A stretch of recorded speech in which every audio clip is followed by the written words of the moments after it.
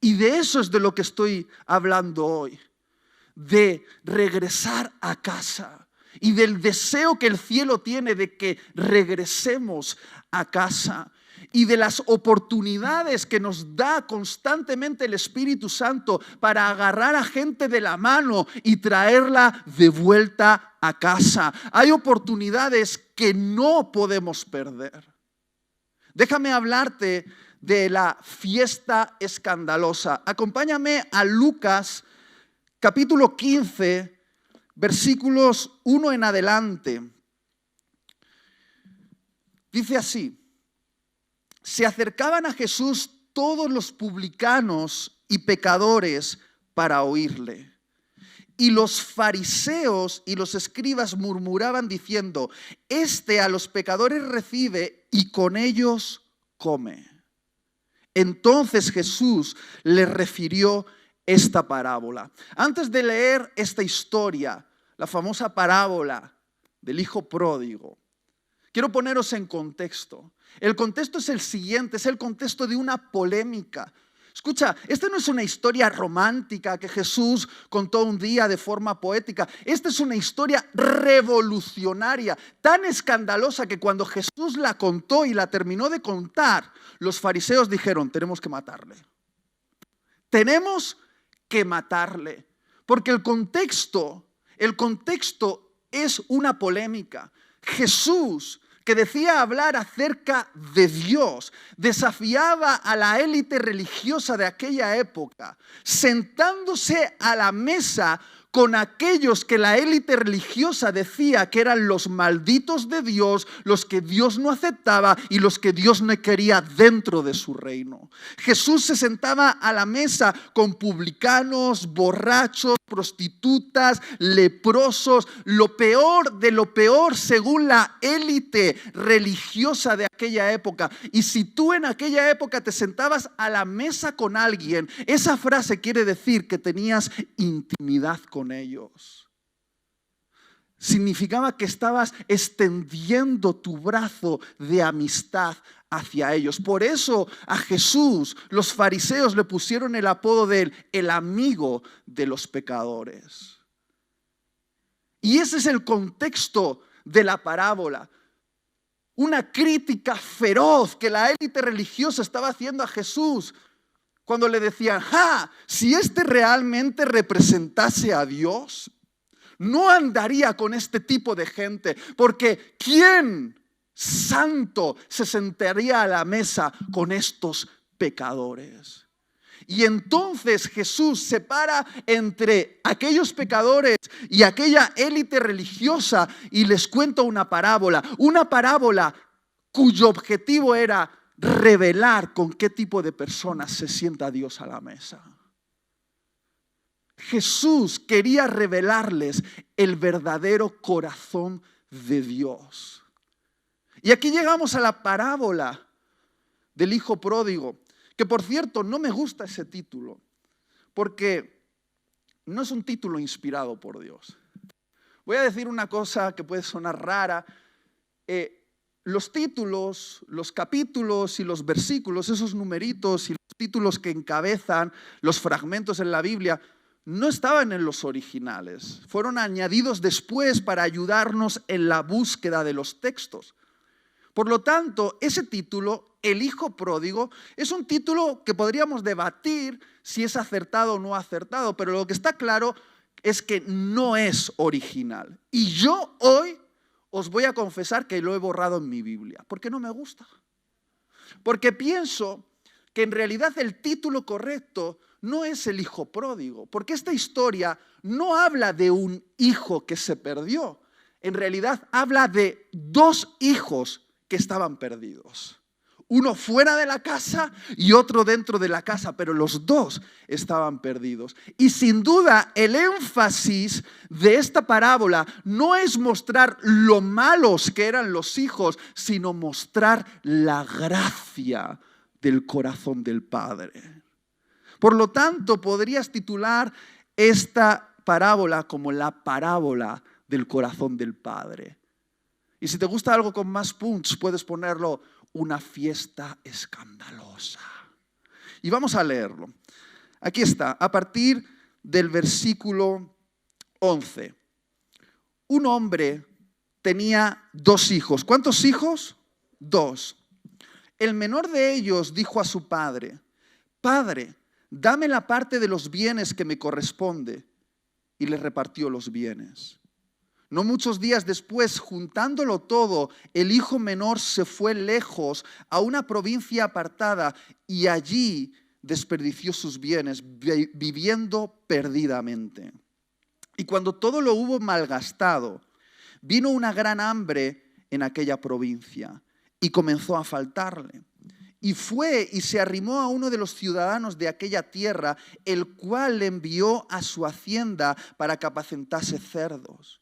Y deseaba llenar su vientre de las algarrobas que comían los cerdos, pero nadie le daba. Y volviendo en sí, dijo: ¿Cuántos jornaleros en la casa de mi padre tienen abundancia de pan y yo aquí perezco de hambre? Me levantaré e iré a mi padre y le diré: Padre, he pecado contra el cielo y contra ti. Ya no soy digno de ser llamado tu hijo. Hazme como a uno de tus jornaleros. Y levantándose, vino a su padre. Y cuando aún estaba lejos, lo vio su padre. Y fue movido a misericordia y corrió y se echó sobre su cuello y le besó. Y el hijo le dijo: Padre, he pecado contra el cielo y contra ti, y ya no soy digno de ser llamado tu hijo. Pero el padre dijo a sus siervos: Sacad el mejor vestido y vestidle, poned un anillo en su mano y calzado en sus pies, y traed el becerro gordo y matadlo, y comamos y hagamos fiesta. ¿Hagamos qué? Fiesta, porque mi hijo muerto era y ha revivido, se había perdido y es hallado. Y comenzaron a regocijarse. Y su hijo mayor estaba en el campo, y cuando vino y llegó cerca de la casa, oyó la música y las danzas, y llamando a uno de los criados le preguntó qué era aquello. Él le dijo: Tu hermano ha venido y tu padre ha hecho matar el becerro gordo por haberle recibido bueno y sano. Entonces se enojó y no quería entrar. Salió por tanto su padre y le rogaba que entrase, mas él respondiendo dijo al padre: He aquí tantos años te sirvo, no habiéndote desobedecido jamás, y nunca me has dado ni un cabrito para gozarme con mis amigos. Pero cuando vino tu hijo, que ha consumido tus bienes con rameras, has hecho matar para él el becerro gordo. Él entonces le dijo: Hijo, tú siempre estás conmigo y todas mis cosas son tuyas. Mas era necesario hacer fiesta y regocijarnos, porque tu hermano era muerto y ha revivido, se había perdido y es hallado. Wow, probablemente estamos ante una de las porciones de las Escrituras más poderosas. Perfectamente podría pasar las próximas 5 horas profundizando en cada detalle que se nos revela acerca de la humanidad y acerca de Dios en esta parábola que acabamos de leer. Porque esta parábola habla acerca del corazón del Padre y también habla de nosotros. Nosotros en diferentes momentos de la vida podemos ser ese hijo menor o ese hijo mayor. Y cuando no prestamos atención a los detalles, podría parecernos que esta es una historia romántica, algo bonito, algo poético que Jesús compartió un día.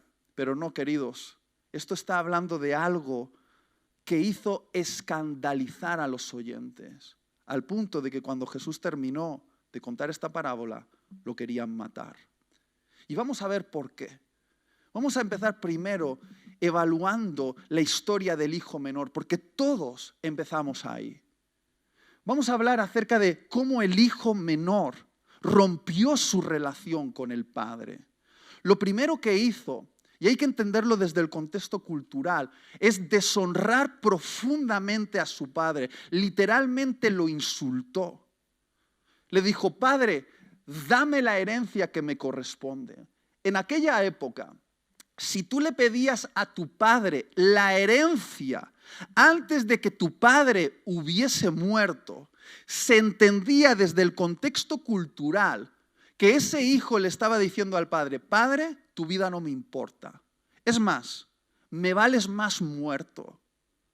Lo único que me interesa de ti no es tu vida, sino que es tu dinero. ¿Por qué no te mueres? Eres un obstáculo entre lo que yo quiero. Literalmente en aquella época era impensable que un hijo pidiese la herencia a su padre mientras éste estaba vivo. Se consideraba de una deshonra tal que la legalidad de aquella época amparaba al padre para que el padre llevase a ese hijo a la plaza central, dijese a todo el vecindario lo que ese hijo había hecho, le había pedido la herencia, y todos los padres de ese lugar, cogiendo piedras, apedrearían a ese hijo amparados por la ley, porque si algo era importante en esa cultura de Medio Oriente era la honra. Y esto era una deshonra. Y sin embargo, este padre, en vez de llevar a su hijo a la plaza para que lo apedreen, le da libertad. Le dice: ¿está bien? ¿Lo quieres? Tómalo. Pero lo interesante es que la deshonra de este hijo todavía se eleva aún más, porque la Biblia dice que tomándolo todo rápidamente, lo juntó todo. Ahora, en aquella época las herencias no eran solamente dinero como lo es hoy. En aquella época las herencias fundamentalmente eran ganado, eran tierras, eran propiedades. Pero este hijo quería dinero para irse. Y dice que juntándolo todo rápidamente. A ver, no hace falta ser muy inteligente. Para juntar dinero rápido, ¿qué tienes que hacer con las propiedades? ¿Vender? ¿Y vender cómo? Mal vender, vender barato. Literalmente a este hijo le correspondía 1/3 de toda la riqueza del padre. El 30% de lo que su padre había acumulado durante toda su vida. El hijo lo despreció, mal vendiéndolo, tomando dinero rápido y, en último lugar, yéndose lejos. Porque no solo salió de la casa del padre, sino que aborreciendo al padre, aborreció también su cultura y se fue a otra región. Literalmente lo que este hijo estaba diciendo: no quiero a mi padre, ni cualquier cosa que me recuerde a mi padre, no quiero tener nada que ver con esa cultura, me voy a ir allí donde los ojos de mi padre no me puedan ver. Eso es lo que hizo el hijo. Ahora, rápidamente nos damos cuenta de cómo una decisión como esta precipitó al hijo a una ruptura profunda en su interior. Mientras había dinero, parecía que todo iba bien, y no sabemos exactamente cuánto tiempo el hijo vivió malgastando la herencia de su padre. Probablemente fueron años y años y años malgastando, pero cuando gastas sin medida, y encima viene una crisis, como dice la parábola que vino, este hijo llegó a un colapso. Y literalmente podemos ver la situación en la que queda este hijo en varios detalles. El primer detalle es que este hijo termina ofreciéndose como cuidador de cerdos. Ahora, hoy en día la ganadería, aquí sobre todo en España, donde uno de nuestros productos estrellas es el jamón serrano, es decir, comer jamón y por lo tanto cuidar de cerdos es un negocio bien visto aquí en España. Pero queridos, esto es un contexto judío. Os voy a decir algo de los judíos si no lo sabéis. Ellos tenían una serie de animales prohibidos de tocar, de comer y de criar. Y el que estaba en el top del top de esos animales prohibidos era el cerdo. El judío no tocaba cerdo, no comía cerdo y mucho menos se hacía cuidador de cerdos. Cuando la parábola nos dice que este hijo se hizo cuidador de cerdos y luchaba con los cerdos por llevarse algo de su comida a la boca, lo que Jesús nos está intentando decir es que este muchacho cayó en vergüenza absoluta, tocó fondo. Si Jesús estuviese contando la parábola hoy, hubiese expresado esto de otra manera. No sé cómo lo hubiese hecho, pero quizá hubiese dicho que se hizo adicto a la heroína y que dormía en la calle y que ofrecía su cuerpo a otros hombres a cambio de droga. Quizá lo hubiese dicho así. Lo que hubiese dicho es que tocó fondo, porque de esto se trata, de un estado de vergüenza, caer a lo más bajo posible. Pero hay un detalle más en esta parábola que si no te fijas pasa desapercibido, y es el hecho de que este muchacho tocó tanto fondo que literalmente tuvo que vender sus zapatos. No tenía zapatos. Y en aquella época, en el Imperio Romano, las únicas personas que caminaban sin zapato en la cultura grecorromana eran los esclavos. Los esclavos, como una señal social, tenían que caminar descalzos. Lo que nos estaba intentando decir Jesús es que no solo estaba en un estado de vergüenza, sino que también estaba en un estado de esclavitud. Literalmente este muchacho fue esclavo de sus propias malas decisiones. Y por último, lo que nos muestra es que se convirtió en un superviviente. ¿Por qué? Porque dejó de vivir para sobrevivir. Siendo heredero de una gran fortuna, se convirtió en un mendigo. Siendo un príncipe, se convirtió en un pobre superviviente. Alguien que solo piensa en sobrevivir un día más. Haré lo que sea por un poco de comida y un lugar donde vivir. Es decir, no tengo planes de futuro, no pienso a largo plazo, simplemente pienso día por día. 3 cosas: vergüenza, esclavitud y supervivencia. Allí donde estamos todos que hemos abandonado la casa del Padre. Y lo sabes bien. No sé si es la primera vez que estás aquí. Y si ya llevas un tiempo aquí, recuerda de dónde te sacó Dios. Vergüenza, esclavitud y supervivencia. Cuando decimos a Dios, no te quiero en mi vida, dame la herencia, me valdrías más si estuvieses muerto, porque yo quiero ser ley para mí mismo. Las leyes de tu casa no me interesan, quiero romper el vínculo contigo, voy a hacer mi vida a mi manera. Terminamos todos avergonzados, esclavizados y supervivientes. Pensamos que las borracheras, las fiestas, el sexo desenfrenado, lograr éxito profesional, vivir la vida loca, nos va a hacer mejores y nos convierte en vergüenza, supervivencia y esclavitud. Eso es. Y ahí estamos todos. No sé cómo es tu historia o cómo fue tu historia, pero sé que terminaste avergonzado, esclavizado y como un superviviente. Y ahí estaba.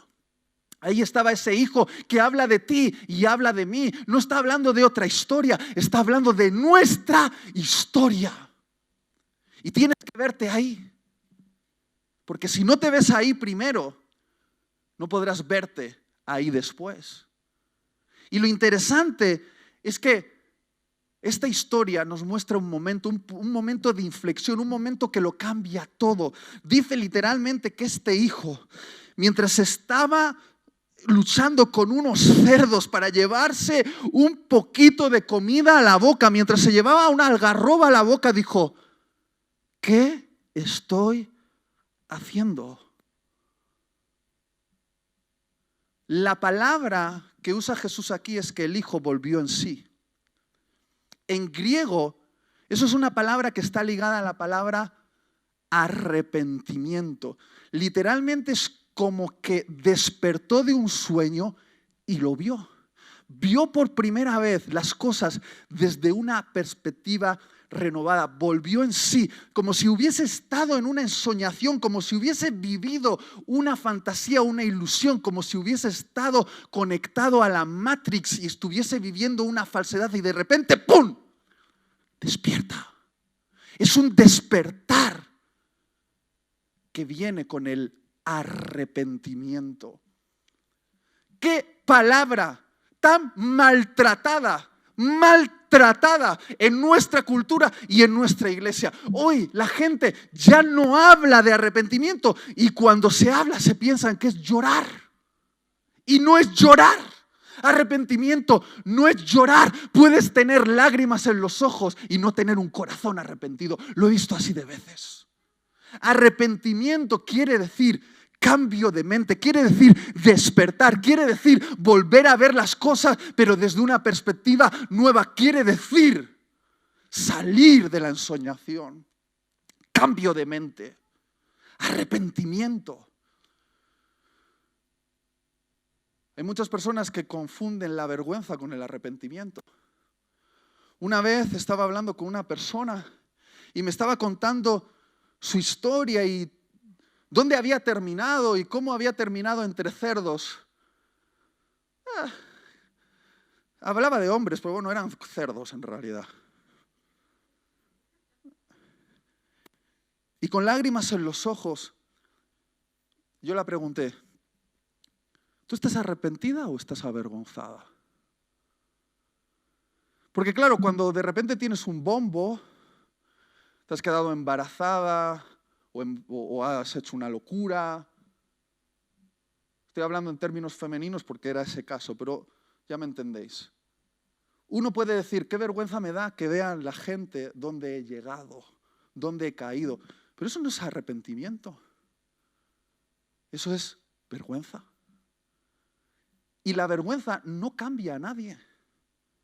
No cambia a nadie. Haz un zoom con la cámara.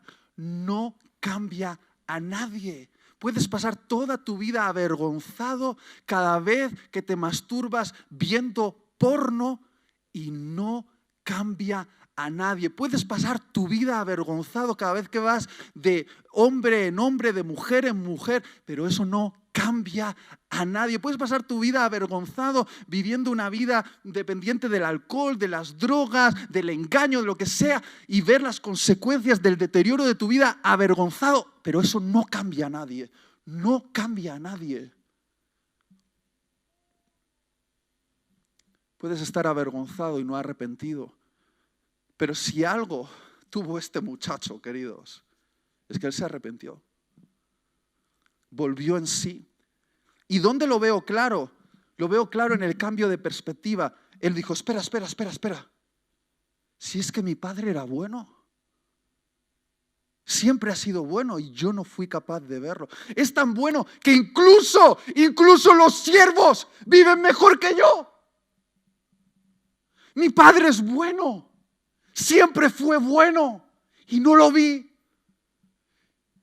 Cambió de perspectiva y después renunció al victimismo. Dijo, es mi responsabilidad. Estoy aquí por mi decisión. Yo he provocado esto. Yo soy el pecador. Yo soy el pecador. No la sociedad, no la cultura. No es que me hicieron daño. No, yo soy el pecador. Y yo llegué hasta aquí. Yo me tengo que levantar y dar un paso de vuelta a casa. Jesús no puede salvar a las víctimas. El espíritu de víctima te está bloqueando. Para el cambio, Jesús solo puede salvar a pecadores que se saben responsables de sus propios pecados y dicen, yo soy el responsable. Mientras creas que el responsable es tu papá o tu mamá o el profesor o ese hombre o esa cultura o esa sociedad o ese político o esa situación, hasta que tú no asumas que el responsable eres tú, no hay cambio. Muchos leen la historia de Adán y Eva y dicen, ¿por qué Dios los sacó del Edén y no los dejó dentro? ¿Por qué Dios no los perdonó? Dice. Y yo digo, a ver, léeme, porque yo he leído Génesis 1, Génesis 2, Génesis 3, como unas 500 veces y todavía no he encontrado la palabra Dios perdóname. Adán y Eva no pidieron perdón. ¿Por qué? Porque pensaban que no tenían la culpa. Porque cuando Dios se presenta donde Adán y le dice, Adán, ¿qué has hecho? ¿Por qué has comido? ¿Qué dice Adán? ¿Yo? Yo no. La mujer que tú me diste, ella me lió. Entonces Dios va donde Eva y dice, Eva, ¿pero qué ha pasado? ¿Por qué has hecho esto? ¿Y qué dice Eva? ¿Yo? Yo no. La serpiente que tú dejaste entrar aquí, ella me engañó. Y ya Dios va donde la serpiente y ¿qué pasa contigo? Ella miró alrededor y dijo, bueno, no, está acá. Dios no puede salvar a los que tienen espíritu de víctima. Dios solo puede salvar a aquellos que saben que son responsables de sus propios actos. Hay salvación para ellos. Hay salvación. ¿Sabes qué pasa con el victimismo? Que te hace llorar. Es que pobre de mí, se pasó muy mal. Y no cambias. El arrepentimiento verdadero te hace dar un paso. 1, no 100. 1 es 1, el primero. Y si algo nos dice esta parábola es que un paso del hijo pródigo es suficiente para que el padre salga corriendo.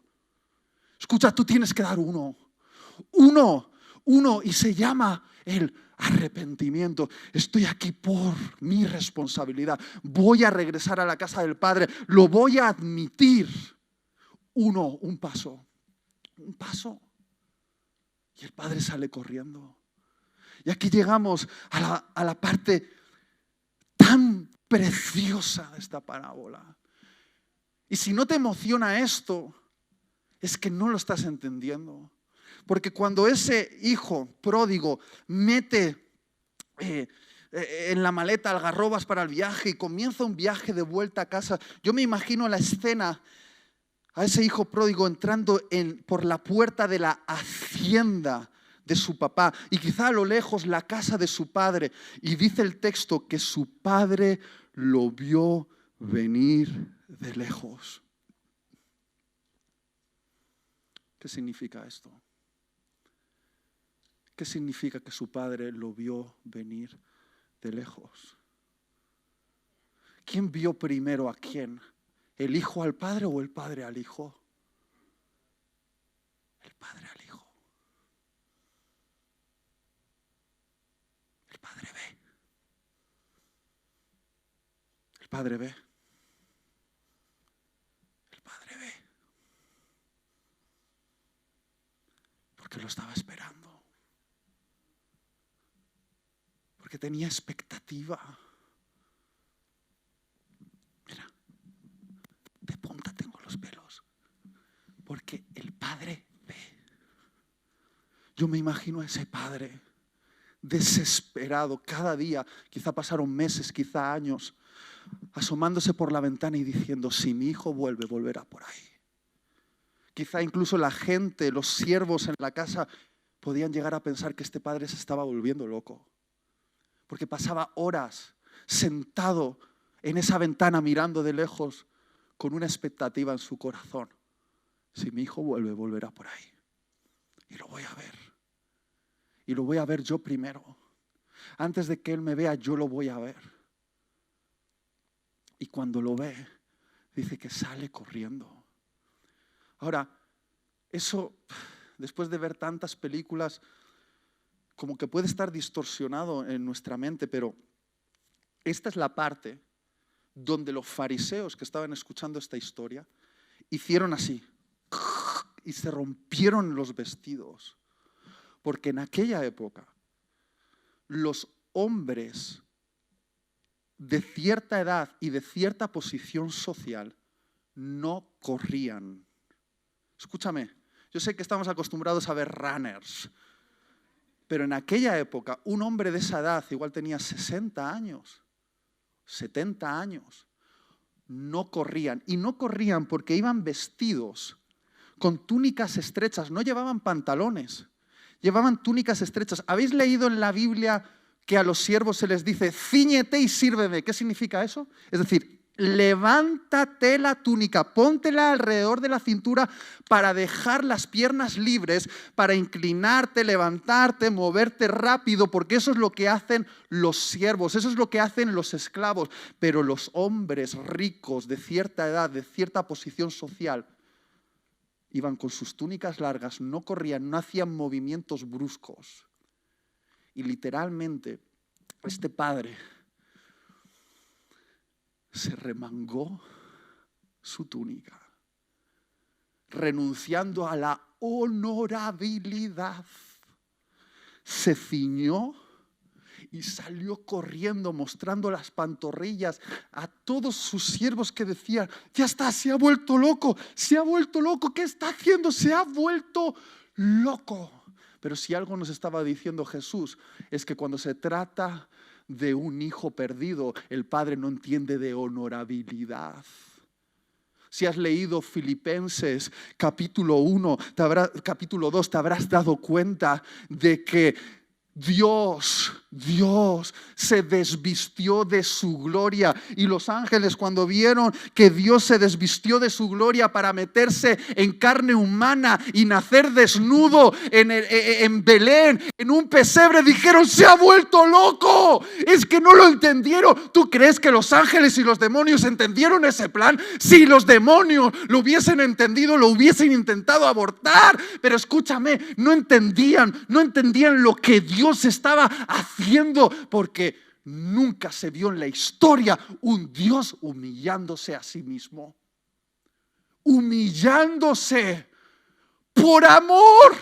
Filipenses capítulo 2 dice: y se humilló a sí mismo, haciéndose hombre y no un rey, esclavo de todos. Esa es la historia. Eso es lo que corrió el Padre por nosotros. Renunció a su honorabilidad, a su gloria divina por nosotros. Si algo nos está diciendo esta parábola, es que cuando se trata de un hijo que regresa a casa, da igual lo que piensen los ángeles, da igual lo que piensen los religiosos. Este Dios no entiende de honorabilidad cuando se trata de un hijo.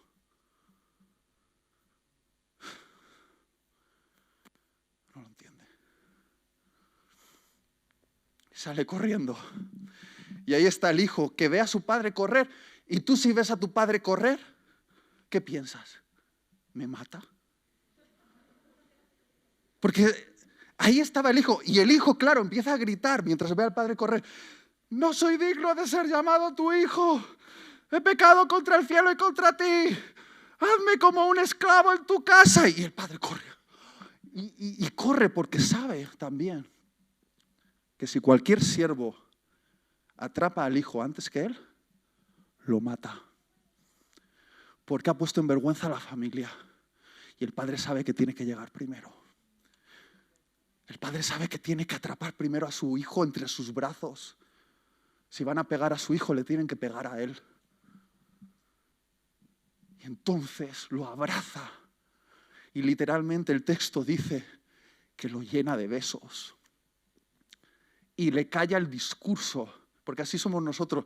Volvemos a casa y le queremos decir a Dios cómo debe castigarnos. Sí, es que he venido ahora, Dios, es que ya no voy a tomar la Santa Cena durante un año porque me siento... Es que jugamos a eso. Cuando yo me ponga bien, Dios, cuando yo me ponga bien, entonces levantaré mis manos en tu presencia. ¿Quién te ha enseñado eso? ¿Cuándo abrazó el padre a su hijo? ¿Antes de limpiarlo o después de limpiarlo? ¿Cuándo abrazó el padre a su hijo? ¿Antes de limpiarlo o después de limpiarlo? Porque ese hijo vino oliendo ¿a qué? A hacerlo. ¿Antes o después lo abrazó? Antes. Porque el abrazo del Padre es tal como estás. Pero ese abrazo no te deja así. Ese abrazo te transforma. Y puede llevar tiempo, ¿eh? Puede llevar tiempo. ¿Por qué buscas placer en la pornografía? Porque tienes hambre de amor. ¿Por qué buscas sexo o relaciones fugaces con hombres? Porque tienes hambre de amor. ¿Por qué quieres que la gente vea que triunfas en internet y pones fotos de lo guapo o guapa que eres o lo que tienes? Porque tienes hambre de amor. Quieres el abrazo del Padre. No lo has entendido todavía, pero lo necesitas. Lo necesitas.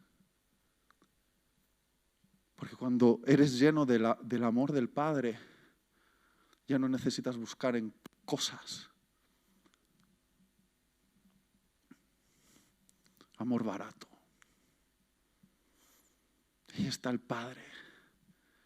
Y con su amor lo transforma. Y dice, de la vergüenza, dadme un vestido. No cualquiera, el mejor. El mejor que tengáis en el armario. Porque de la vergüenza, de ese vestido que olía a cerdo, Dios dice, aquí hay ropa nueva. La ropa en la Biblia siempre representa un estado. Ropa nueva quiere decir vida nueva. Vida nueva. Y dice, descalzo. Querido, no. Tú no eres un esclavo aquí. No, pero hazme como uno de tus esclavos. A ver, tú decidiste salir de aquí con tus términos. Yo decido cómo te recibo aquí con mis términos. Y yo digo que tú no eres un esclavo. Tú eres hijo. Y traerme el anillo. ¿Sabéis lo que representaba el anillo? Era la autoridad para sellar contratos, hacer negocios en nombre de la familia. Literalmente estaba diciendo, tú no eres un superviviente, tú estás construyendo algo con nosotros, eres un heredero. Y este anillo te da acceso a toda la riqueza nuevamente de la casa del Padre. Y entonces inaugura una fiesta. Ya estoy llegando al final. Una fiesta escandalosa. Dice que se entere todo el pueblo, dice el Padre, que mi hijo ha regresado. Estaba muerto y ha revivido. Y organiza una fiesta, matan al becerro más gordo de todos y convoca a todo el pueblo, porque el Padre quiere decirle a la gente, si yo lo he perdonado, ni se os ocurra a vosotros echarle nada en cara. Escucha, si yo lo he perdonado, que es a mí a quien me agravó, ni se os ocurra a ninguno de vosotros echarle nada en cara. El Padre ponía su brazo alrededor de su Hijo mientras estaba celebrando una fiesta en su honor. Y el Padre dice, si estáis disfrutando de esta fiesta, no me deis las gracias a mí, las gracias al Hijo. Fíjate, por Él es esta fiesta. Yo ya lo he perdonado. ¿Alguien tiene algo en contra de mi Hijo? ¿Alguien tiene algo que decir? Esto es un asunto entre Él y yo ya lo he perdonado. Pero queridos, no os equivoquéis con las fiestas de la gracia. La gracia no es barata. Es cierto que la gracia es gratis para el que recibe, pero cuesta muchísimo al que la da. La gracia no es barata. La gracia cuesta. ¿Y sabes de qué nos está hablando esta parábola? Que la fiesta de la gracia, esa fiesta de resurrección, implica que alguien tiene que morir. ¿Sabes quién muere en esta historia? El becerro. Se sacrificó un becerro para que en la mesa hubiese carne. ¿Y sabes de qué nos está hablando Jesús? De Él. Se lo estaba diciendo de otra manera cuando repartió el pan y el vino a sus discípulos. Y dijo, en esta fiesta, el becerro que va a ser sacrificado soy yo, porque alguien va a morir para que vosotros tengáis vida. La gracia no es barata. Algunos dicen, Itiel, cuidado con esos mensajes que predicas de la gracia, porque la gente va a pensar que puede vivir de cualquier manera. Mira, la gente que vive de cualquier manera es que no ha mirado a los ojos a la gracia. Porque la gracia no es una teoría, es una persona. La gracia es Jesús. Y cuando tú ves a Jesús a los ojos, escúchame, cuando ves a Jesús a los ojos, cuando ves a ese becerro a los ojos y ves que fue degollado por ti. Cuando lo ves clavado en la cruz, sangrante, abierto y herido por ti, no puedes jugar. No jugamos con la gracia a aquellos que nos hemos encontrado cara a cara con la gracia. Porque la gracia no es una teoría, es una persona. Es Jesús. Y no se juega con Jesús. Los que lo hemos conocido no jugamos con Jesús. Pero claro, había otro hijo perdido. Quizá tú digas, Itiel, yo ya hace mucho tiempo que volví a la casa del Padre. Ya, pero cuidado porque puedes ser como el hermano mayor. El hermano mayor llegó, oyó el sonido de la fiesta y dijo, ¿qué está pasando? Y un siervo le dijo, esta fiesta es en honor a tu hermano que ha regresado a casa. Y entonces, ¿qué hace el hermano mayor? Se enfada. Y se queda fuera y dice la parábola que el padre sale fuera a buscarlo. Si sale fuera a buscarlo es porque el hijo estaba perdido. Sí, estaba en la casa, pero estaba igualmente perdido. Y lo primero que dice el hijo, ofendido con su padre, es, Padre, Padre, yo que te he servido tanto tiempo en la casa, yo que he obedecido todas tus normas, yo que he estado aquí trabajando duro, no me has dado ni un cabrito para celebrar con mis amigos. Y este hijo tuyo, ese desgraciado que ha gastado toda la herencia con prostitutas y en borracheras, has hecho una fiesta para él. Y el padre lo mira, se echa las manos a la cabeza porque el que está alucinando es el padre. Dice, hijo, tanto tiempo en mi casa y no me conoces. Si algo nos revela esta parábola, que es posible estar en la casa del Padre, obedecer las normas de la casa del Padre, incluso servir en la casa del Padre y tener tu corazón a kilómetros de distancia del corazón del Padre. Es posible estar en la iglesia, obedecer las normas de la iglesia y servir en los asuntos de la iglesia, pero tener tu corazón a kilómetros de distancia del Padre de la iglesia. Y este padre se echa las manos a la cabeza y dice, hijo, ¿me estás diciendo que no te he dado un cabrito? A ver, enséñame tu anillo. El hijo extiende, le muestra el anillo, este anillo te da acceso a todo. No te puedo dar un cabrito porque ya es tuyo. Cógelo. ¿Cómo has vivido por debajo de la gracia? ¿Cómo has vivido intentando ganar cosas como si esto fuese un intercambio? Tú haces y yo te doy. Escúchame, todo lo que hay en la casa es tuyo. Si has vivido como un mendigo en vez de como un hijo es porque no me has conocido. Y el hijo está enfadado y dice, no entro, no entro, no entro. ¿Sabéis por qué me atrevo a decir que este hijo estaba desconectado del corazón del padre?